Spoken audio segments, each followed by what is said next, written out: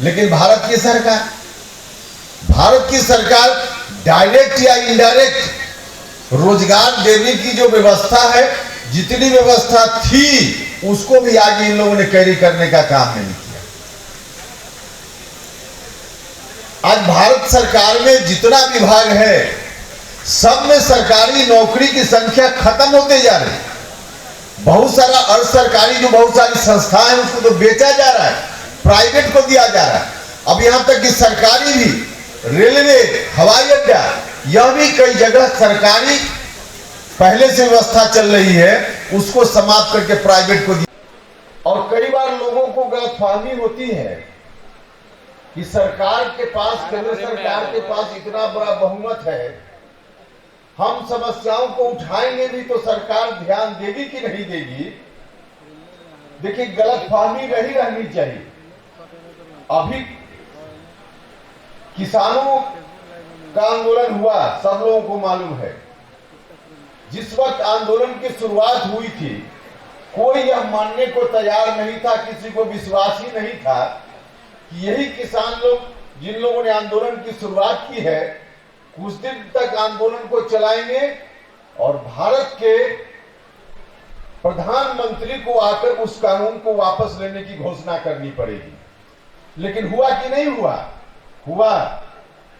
नरेंद्र मोदी जी को, प्रधानमंत्री जी को आना पड़ा, वहां के किसानों ने मजबूर कर दिया और आकर के उनको सार्वजनिक रूप से कहना पड़ा कि गलती हो गई है, उस गलती में हम सुधार करते हैं, और कृषि कानून को वापस लेना पड़ा।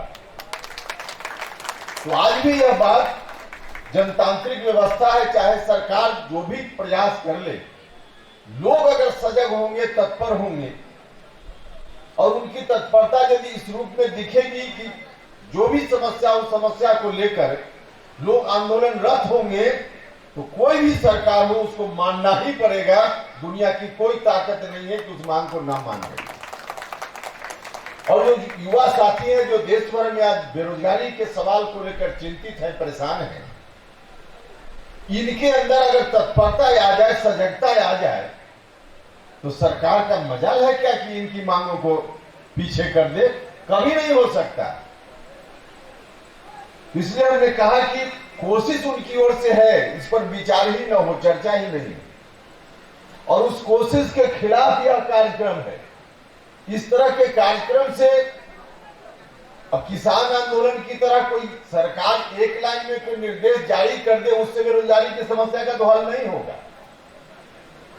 लेकिन जिस दिन सरकार को लगेगा कि देश के बेरोजगार, देश के युवा जग गए हैं, सजग हो गए हैं, इनकी मांगों पर हम ध्यान नहीं देंगे, तो अब खैर नहीं। उस दिन चाहे जिस रूप में भी हो, भारत की सरकार को झुकना पड़ेगा।